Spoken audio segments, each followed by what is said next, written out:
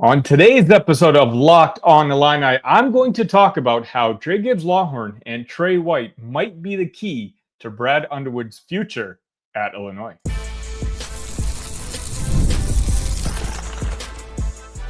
You are Locked on Illini, your daily podcast on the Illinois Fighting Illini.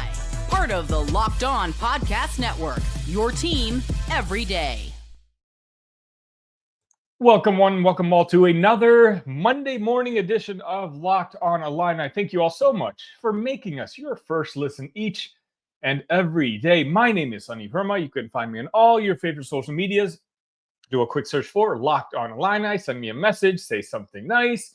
Say something not so nice. All I ask is that you keep it productive. And while you're here, while you're watching this video, hit that like button. Make sure you're subscribed to the channel. We've got so much momentum in this month of February, unlike the Illini, that this channel continues to grow because of the continued support from all of you.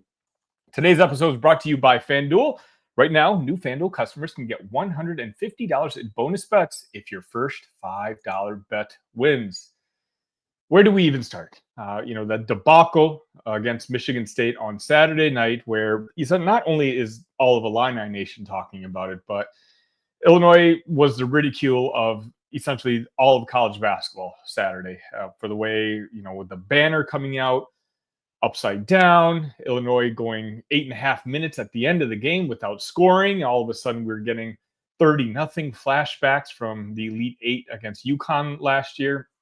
And, everybody, almost a consensus, questioning, what is this Illinois team? What is the identity of this Illinois team? And let's be honest, that post-game press conference that Brad Underwood had after the game didn't help. He just sounded like a guy like, hey, I don't know how this happened. They just fell in love with the three. We should have attacked the rim more. I don't know what I should have done. Again, these are not exactly comforting words if you're an Illini fan, and particularly if you're a Brad Underwood supporter like myself. Now, having said that, nothing has changed. I'm still in the Brad Underwood camp, but I would lose all credibility by my everydayers in here, you guys taking the time to watch this video, if I wasn't able to say that every now and then I'm going to disagree with Brad. And right now is one of those occasions where, hey, I disagree with Brad. In fact, I'm actually at the point where I think Brad Underwood is becoming his own worst enemy. Now, you might be wondering what I mean by that. And this is where I'm coming from. Coming into this year, obviously, Brad revamped his roster completely, essentially replacing 10 guys. It was 10. He planned on replacing 9 guys. Ty Rodgers, literally just a couple hours before the first game of the season, says he's redshirting. And so the only guy returning at this point was Gibbs, Lawhorn, basically just revamping the entire roster. And for that reason, I'm not speaking for any of you, but I myself gave him a little more rope to kind of, at least early in the season, figure things out. I knew there were going to be very high highs in this season, and I knew there were going to be very low lows of the season. And my everydayers, please confirm in the comment section that I've been saying that since the beginning of the year. I knew this would happen. But what I figured was that once Big Ten season hit, that the team will, at that point, have gelled together and would have gotten used to playing with one another, and there would be at least a set rotation, a set lineup, and the team would be able to be more comfortable with the style of everyone's play and how to win basketball games. But that's not the case. In fact, we're February 15th, and right now, I don't even think Brad Underwood knows what his rotation is. The thing that's bothering me as of late is this whole situation with Gibbs, Lawhorn, and Trey White.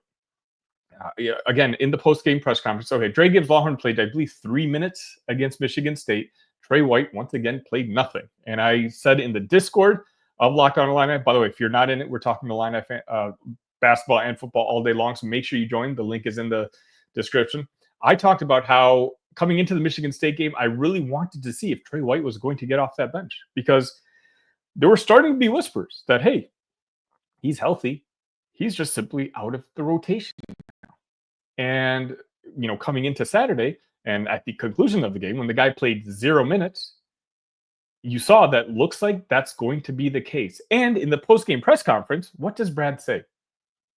Brad says, He knew he should have played DGL more, a guy who could get to the rim. That's what he should have done. He didn't really mention much about Trey. He did mention his name maybe once, but it was almost passively.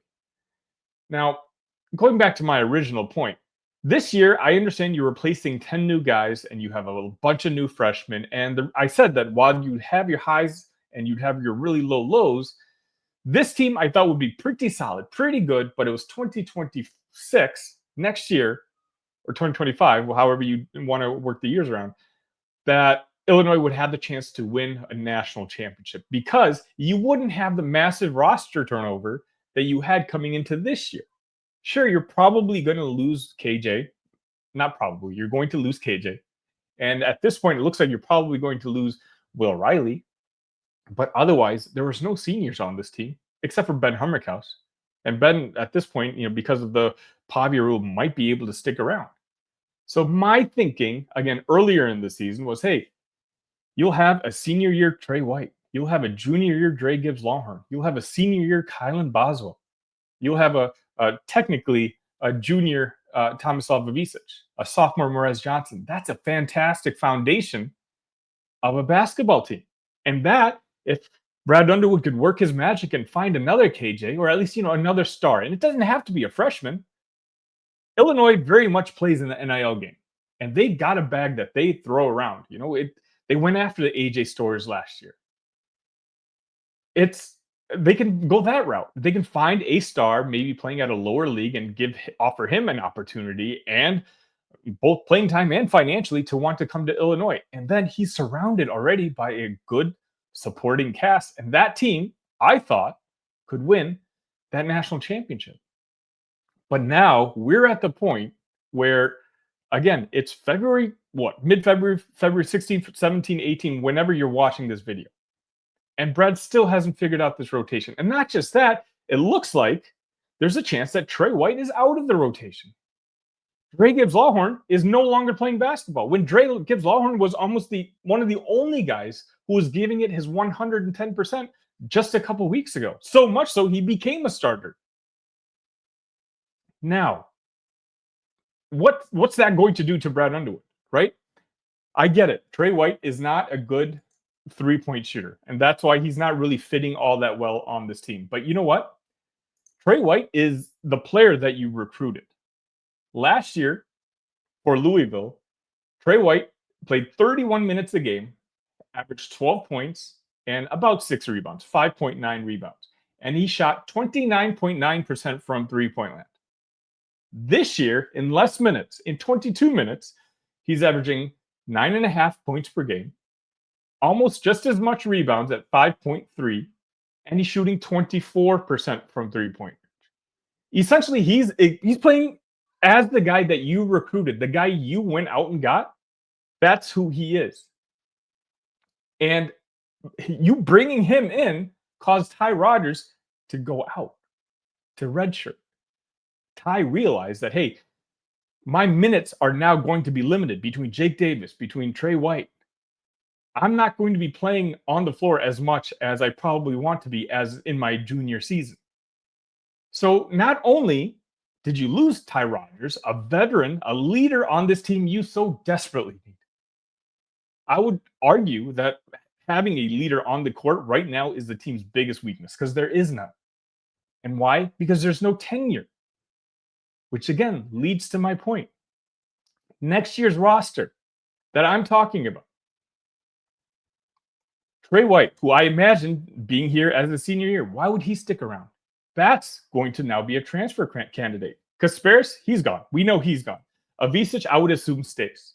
Will Riley, 80% he's gone, especially if the way he plays lately, and that's fine. As an Illinois fan, if a player moves on to the NBA, that's just good. Ultimately, that's good for the health of the basketball program here, because that will attract other prospects and other top high school talent to come to Illinois, because they know they can come here, get developed, and play at the next level. But Kylan Boswell, does he come back? Right now, this is a kid who's struggling as much as anyone. I was hating on Kylan Boswell in the postgame after Michigan State for his essentially just cardio game that he played against Michigan State. I believe he had 0 points on 2 shots. Kylan at this point is scared of shooting because this offense is built on shooting. And last year, he was fine from three-point land. When he was playing for Arizona last year, he shot 38% from three. This year, he's shooting 23%. And it's become so bad that it seems like he's just nervous to shoot it. He doesn't want to. So does Kylan come back? If Kylan doesn't come back, let's talk about Dre Gibbs Lawhorn. Everyone in here Locked On Illini knows how much I love talking about Dre Gibbs Lawhorn and his story and how much I think he's key to this basketball team. But we're at the point that if Dre was my son, Dre's giving it his all every single time he gets an opportunity. But Brad, for whatever reason, just isn't giving him that opportunity. If I'm Dre Gibbs Lawhorn's father, and we're having that conversation as soon as the season is over, I'm not so sure I'm not advising him to find an opportunity somewhere else where he could start, where he could play 25 minutes. Like Dre Gibbs Lawhorn and Trey White, you know what kind of team that they would fit in just well with? The Michigan State Spartans on Saturday. Like those are the type of players that Dre and Trey can be on a basketball team. But for some reason, because they're not doing what Brad Underwood wants them to do, I guess, even though Trey White's the exact player you recruited, which is the frustrating part for me. Now they're going to the point where Trey White was arguably one of the third best player for the majority of the season. And now he's just not playing. Another wing, a guy, when we're only playing essentially 6 or 7 guys in our rotation right now, Trey White would be starting on more than 3/4 of the Big Ten teams in the conference. And he's getting 0 minutes for ours. Look, Illinois is a talented basketball team. They're not that talented. They're not that talented to have a guy like Trey not playing at all. There might be philosophical decisions behind this, but Brad, you're wrong. You're wrong. You're playing too much of the math game. Back to my original point. Ben Hummerkaus. I don't know if he's coming back. I don't think it matters one way or the other. Will he come back next year? Fine. If he's a fifth-year senior, if he's just okay, content playing 15 minutes on next year's team, fine, bring him back. He still has a jumper, right? But obviously, he's not the key player that Brad Underwood thought he was going to be coming into this year. Morez Johnson Jr. I mean, I hope he's coming back. Of course, I hope he's coming back. But, with Tim Anderson gone, who knows? Tim Anderson was the guy who recruited him here. Now, again, I do think Morez would come back, but you never know. Jake Davis, sure, he'll be coming back. Kerry Booth, he's gone. And I don't think anyone's going to lose any sleep over. Keaton Kuchar, AJ Red, kind of same story over there. So now you're talking about, instead of having a solid roster coming back, you're talking about essentially only Jake Davis, Morez Johnson, and Tomislav Ivicic. Those are the only 3 guys I'm comfortable with saying that I think are going to be back next year. And then what happens? So next year, you're playing the same exact game that Brad Underwood played this year. And you know what?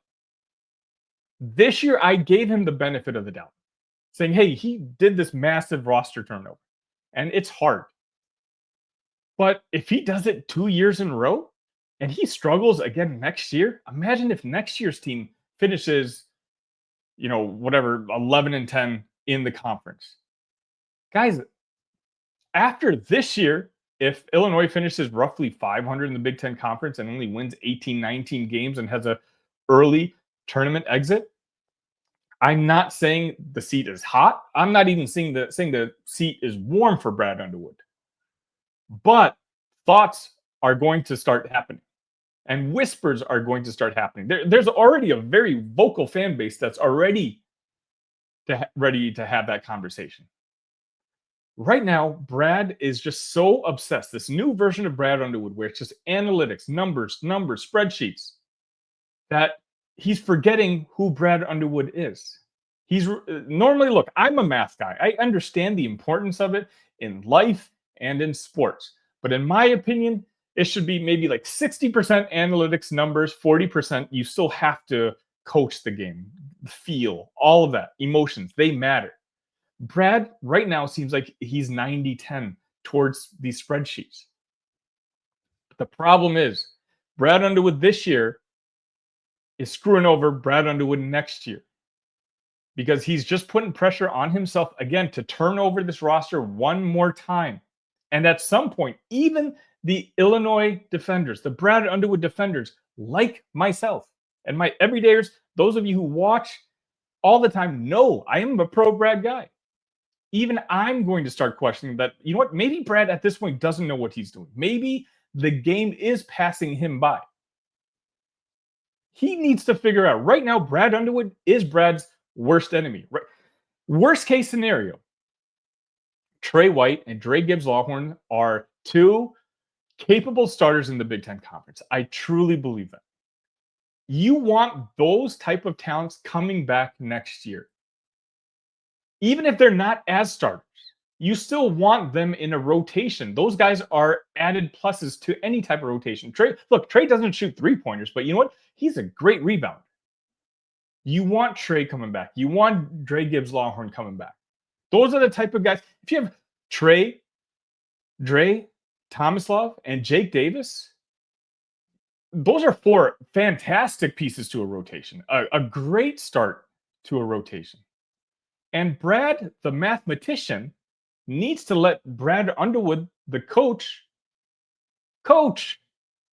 Brad, I've talked about, is one of the best CEO types in the business. But he's not being a CEO anymore.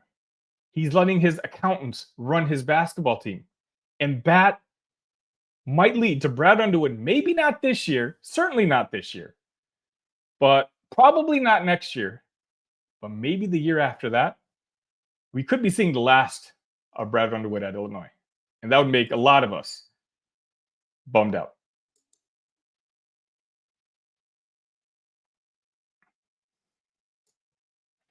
And quite honestly, even the most stubborn Brad Underwood fan, the most stubborn Brad Underwood defender, would be okay with it.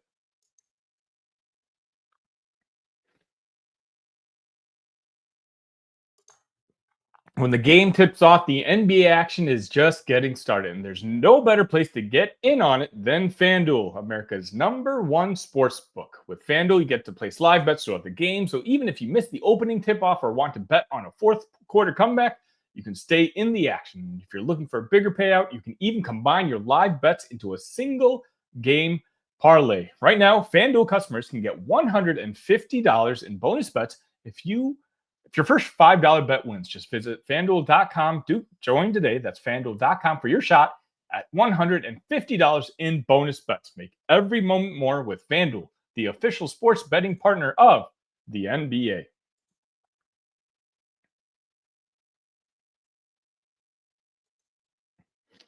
And welcome back to Locked on Illini. Again, if you've stayed with us this long, make sure you've at the very least, hit that like button and are subscribed to the channel. On this segment, I'm going to talk about how I know a lot of Illini fans are panicking, and they, as I just talked about, they might have reason to be. But as much as we like to think, the world is ending, the season is not yet over. We still have 5 games remaining in the Big Ten Conference. We still have the Big Ten tournament, and hopefully we still have at least one game in the NCAA tournament. So what I wanted to do now was try to turn things around a little bit. I know that first segment, the mood was kind of a little bit more negative and kind of panicky. I'm not completely there yet. And so for the second segment, I wanted to talk a little bit about, if I were Brad Underwood, what I want to see from this Illini team. And of course, as I usually do every single week, I'm going to bring on another voice. And in this case, it's going to be JR from the Big Ten Huddle to come join me and give us an outsider's perspective of what he watches with this Illini basketball team and maybe what he would do. JR, thanks for coming on. Yeah, glad to be here, and I'm glad to talk about this subject. I put out a video after the game, and I'll admit I was a little heated too with what I saw, because I thought to myself, Illinois had this game against Michigan State, and so the opportunity now. Let's hope Brad Underwood watches this show and gets some ideas from us. So if you got Brad's phone number, text him a link or something. I do know somebody who works with Brad does watch this show, so that's hopefully someone that I can pass it along to Brad. Maybe they'll bring us on staff if we have good ideas, Sonny. Who knows? Hey, look, I'm affordable. JR. You make a lot of big bucks, so you may not be, but I absolutely. JR, you being the guest, I'm going to let you have the floor. Again, let's just talk, each come up with one or two things that we want to see from the Illini for the remainder of this season, or if you want to just talk about future, whatever, the floor is yours. Yeah, I mean, coming out of that game, the thing, obviously, the lead up to the end of the game, like the last 8.5 minutes was the biggest problem, but like the rest of what we saw before that wasn't bad. Like we saw good Illinois basketball for a lot of stretches there. I mean, at one point, like I texted you and said, like, they're killing them, Now you were accurate in saying like still a lot of time left, but like they were playing some really good basketball at the beginning of the game. And I felt like a lot of it was because the team was putting players in the positions to do what they do best, right? And unfortunately, as the game went on, you have basically a 6-man rotation. I know that I'm kind of preaching to the choir here with some of this stuff, but you have a 6-man rotation and you're asking guys to go out there and play minutes that they just quite frankly are not able to play. Morez Johnson being chief among them. There was a reason why Jackson Kohler was getting rebounds in the last 2 or 3 minutes of that game, and Morez Johnson wasn't getting those. It's because when he got that block and he went face down on the ground, you saw him roll over and he was like, I'm not going to do this for another second. Yeah. And I didn't blame him either because he was in there a lot. But what I'm really trying to get at here is that Brad needs to get guys in there doing what they do best. And when it comes down to, something not going well for this team, he can't just put the ball in Kasparis Chakonis' hands and say, KJ, go win the game for us. Because KJ's still young, right? He's still a freshman. He's going to divert to chuck up a 3.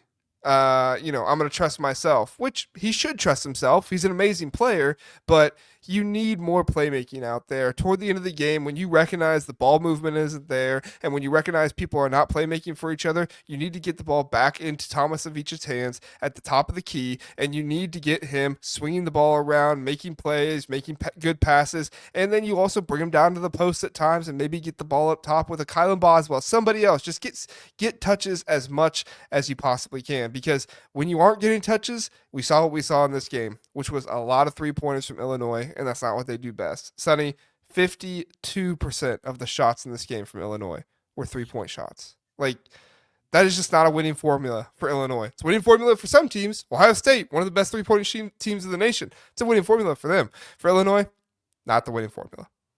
Yeah, no, I mean, you're right on with that. It's frustrating. It's going to kind of lead into what's going to be my second point. But the first one I wanted to lead off with is, I've talked about this on this channel before. I think the biggest weakness on this basketball team is just the leadership.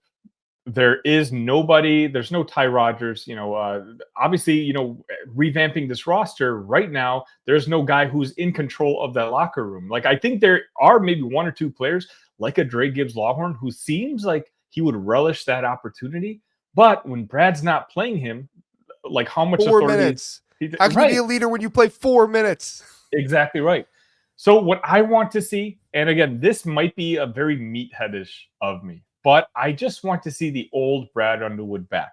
I want to see him get a technical foul. I truly do think, like, just, vintage Brad. Like, I know Brad's gotten older and with his age has become a little bit softer, but I want to see one of those old red-faced veins popping out, him screaming at the top of his lungs at one of the referees, because I think that in itself, even when it comes to the crowd, could have woken them up again. The crowd, I know plenty of people who were at the game against Michigan State on Saturday night, and they said it themselves with 5-6 minutes left, they could see the game slipping away. There was a lot of nervous energy in that crowd. And for me, it's just because I don't know who on this team can just, give off the, hey, I got it. I got us. Don't worry. Everyone calm down.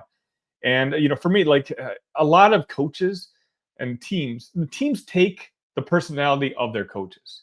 And right now, because Brad Underwood, even he used to be one of the best, press conference guys, coaches that you'd always tune into, because you never knew what he would do. He'd make a fart noise, or, he'd be calling out a player here or there, or something like that. Now it's just the same thing over and over again. He'd say, hey, yeah, don't worry. I know we're missing a lot of shots, but those shots go in. They better keep shooting them. Otherwise, I'm gonna start benching them. It's like I want to see you angry. I want to know that you still care. I know you still care about the players. Like, he still gets emotional. You got emotional Saturday night talking about Terrence Shannon Jr. and what he saw Terrence go through last season, stuff like that. I know he's a wonderful guy.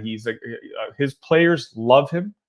But what I need to see is fiery, angry Brad Underwood, because I think that's what this team needs right now. This team right now, I think, is looking for a leader because they don't have it on the basketball court.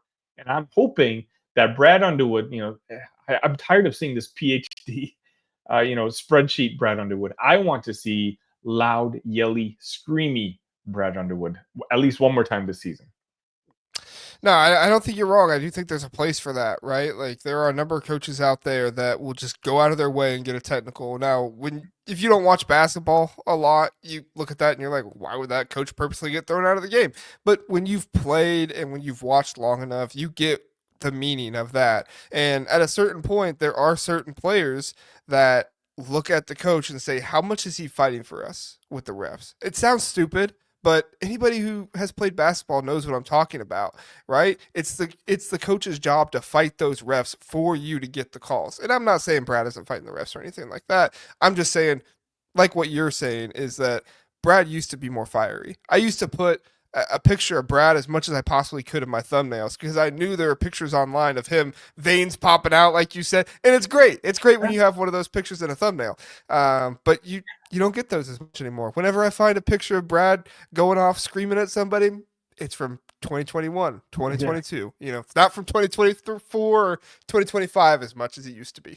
Exactly right. Yeah, it's just we need that old Brad back because I think this team needs a leader, and Brad can be that leader. He's been that leader.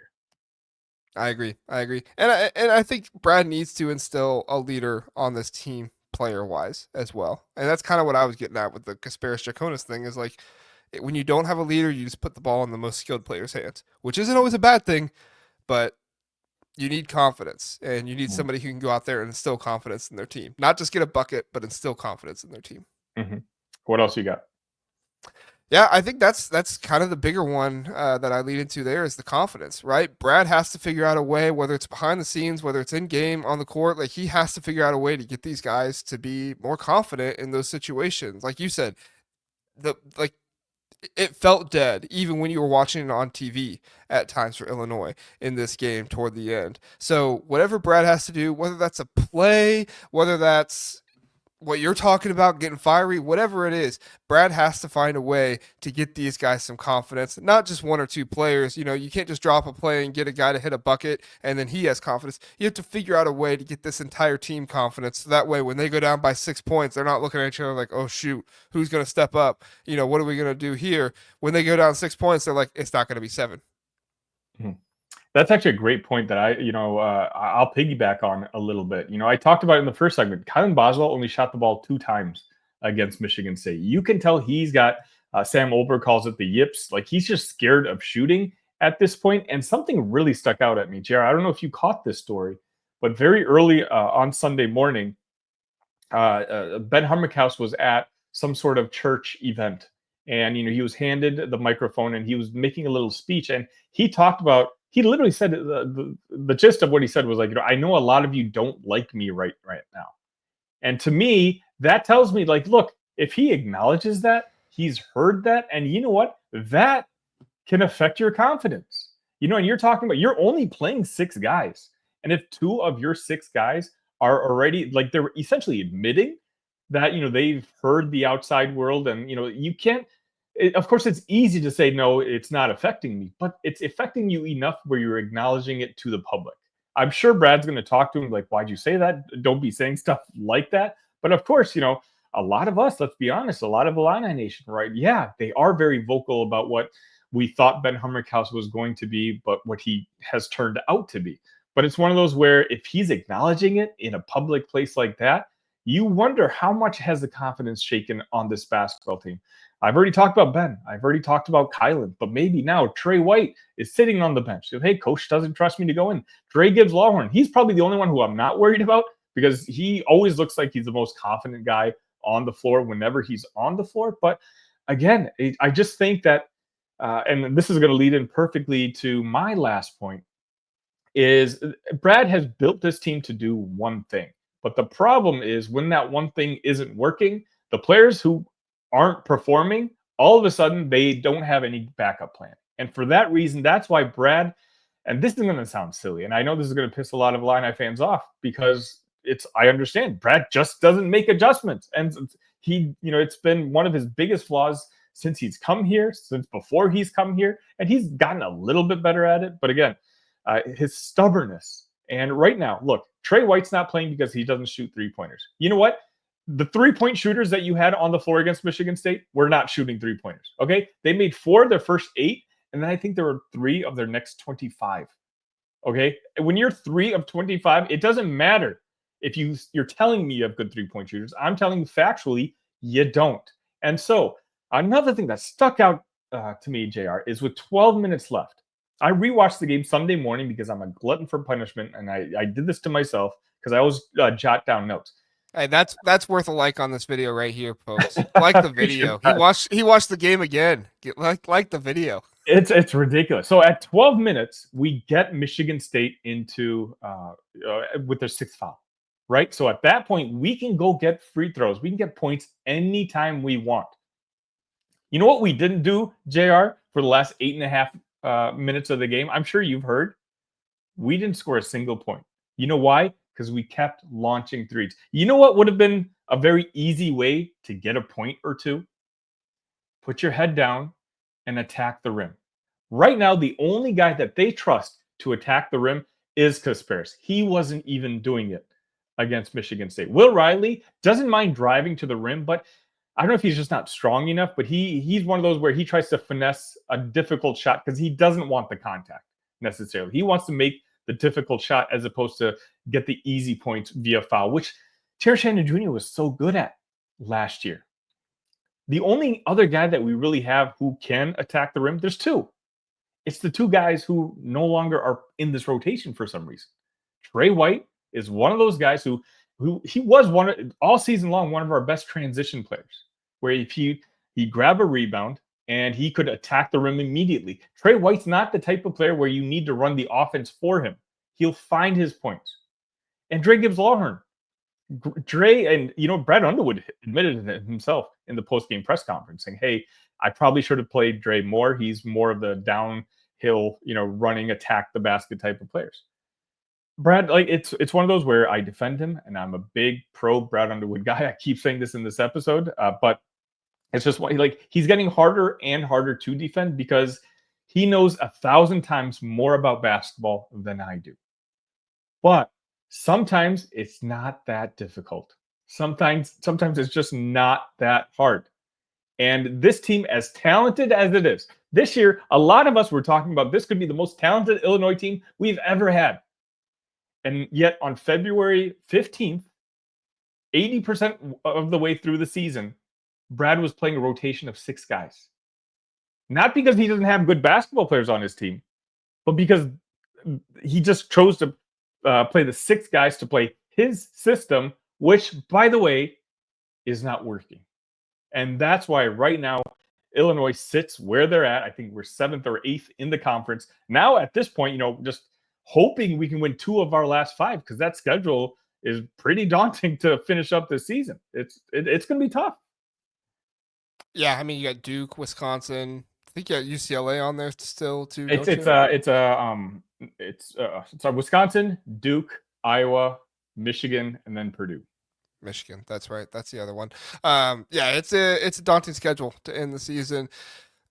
Listen, the Big Ten this year, I don't know how they did it, but they ended up right after the Super Bowl just giving us the hardest and the toughest games for all the best teams in the conference, and it was it's a curse and a nice thing because it's really good basketball for us to watch. But no, I completely agree with you. Like the free throw percentage of this team is off the charts. Like they're shooting over 80% in some games this year. I think in the last 5, I just looked it up, they're at like 79% or something like that, which is just incredible for a team if you know that kind of stuff. But their free throw rate in this past game was 20%. It's just not good enough. Like if you are a team that excels at hitting your free throws, you have to get to the line more often. It's one of the things that drives me crazy about John Mobley Jr. at Ohio State. He chucks up threes all the time. Now, he's really good at hitting them, don't get me wrong, but he's also a really good free throw shooter. He just doesn't get to the rim enough to actually show how good of a free throw shooter he is because he's chucking up so many threes. And that's kind of the that's kind of the summary of this Illinois team in this last game. Was you had an opportunity to break the streak of not scoring a single point, and instead you decided to keep checking up threes. Jared, appreciate you coming back on. Can you let the folks know one more time where they can find your work? The Big Ten Huddle. Catch me over there.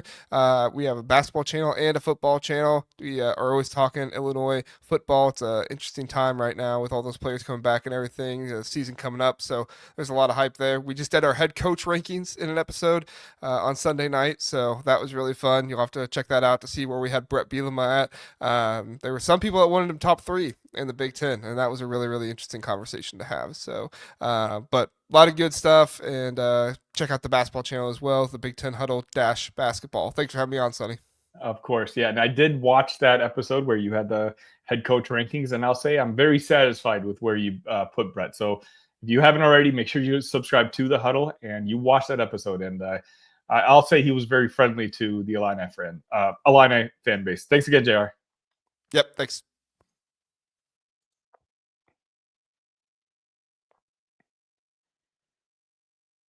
All right, we've gone a little long today, so that's going to wrap it up for today's Locked On Illini. We went long because I have so much to talk about this week. So again, I can't ask you again on enough. Make sure you're subscribed to the channel so you don't miss a minute.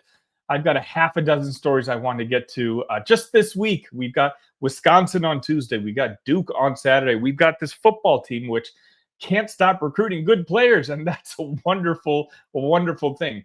Again, you won't miss a minute if you're subscribed to this channel. Share this with other Illini fans in your life. And of course, make sure you join the Discord. We're growing by the day, and it's a way for a lot of us Illini fans who may not necessarily be in Champaign anymore, but we're nationwide, and we're always conversing and talking Illini each day, every day. Thank you all so much. ILL.